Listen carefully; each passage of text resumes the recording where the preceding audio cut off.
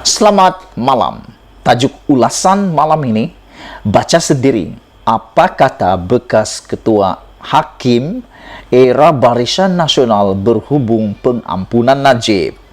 Saudara penonton yang dihormati sekalian, kesalahan Najib adalah lebih besar daripada kesalahan Anwar kerana sabitan kesalahan melibatkan Presiden PKR itu hanya terhadap seorang individu, kata sumber.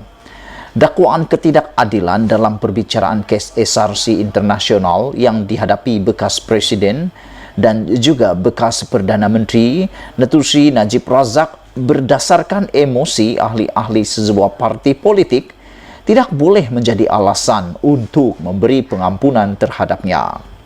Bekas Ketua Hakim Negara Tun Abdul Hamid Muhammad berkata, jika sekalipun Barisan Nasional BN menang dalam PRU akan datang, pengampunan juga tidak seharusnya diberikan.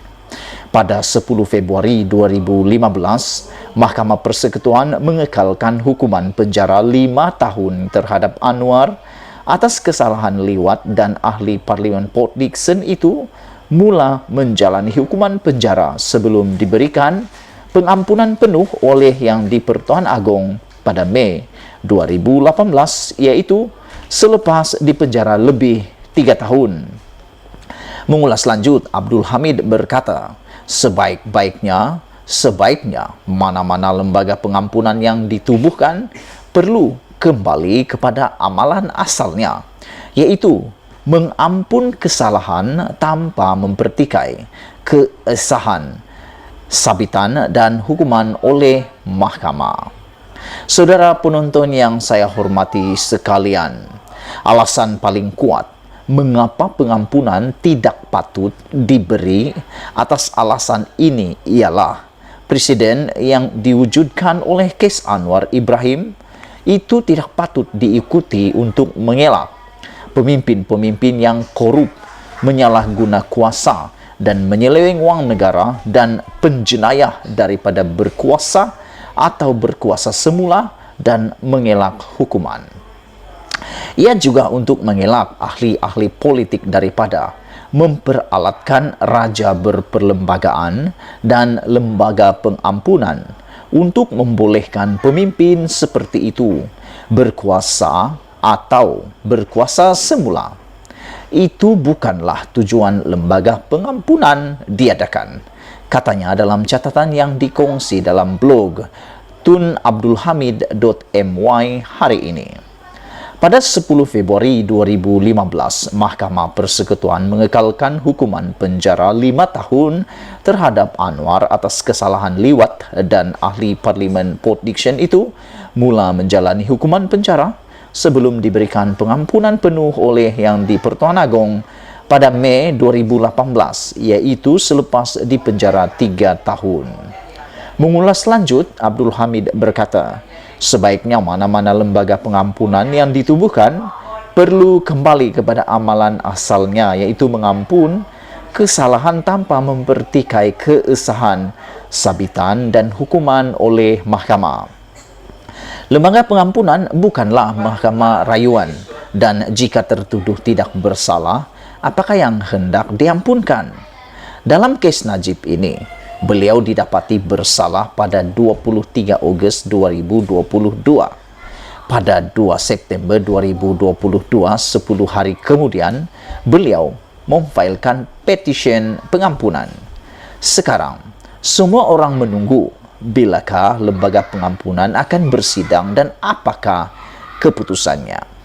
Katakanlah dalam masa terdekat lembaga pengampunan bersidang dan memberi pengampunan kepada beliau. Ia akan menjadikan sistem perundangan dan kehakiman di negara ini bahan ketawa di dunia. Suruhanjaya Pencegahan Rasuah Malaysia SPRM yang menghabiskan bertahun-tahun menyiasat, pendakwa raya menghabiskan berbulan-bulan mengkaji kertas siasatan. Bertahun hakim membicara dan mendengar rayuan lepas rayuan, merekod, merakam, menyemak dan mengkaji beribu-ribu halaman keterangan dan dokumen mendengar berpuluh-puluh orang saksi dan menulis beratus-ratus halaman alasan penghakiman 1-2 bulan selepas tertuduh disabitkan dan dihukum penjara berpuluh-puluh tahun dan didenda beratus-ratus juta atau berbilion tanpa terpaksa melakukan apa yang disebut itu semua. Ahli lembaga pengampunan dengan satu ayat mengampun sabitan dan hukuman itu. Perlukah saya berkata apa-apa lagi? Bayangkanlah sendiri, katanya.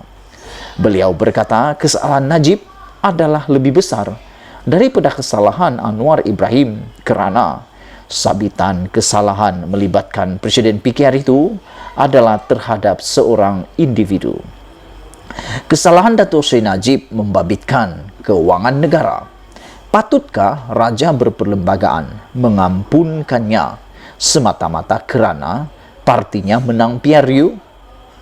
Jika itu berlaku, akan jadi bahan ketawalah negara Malaysia dan Raja berperlembagaannya. Najib sedang menghadapi beberapa pertuduhan lagi.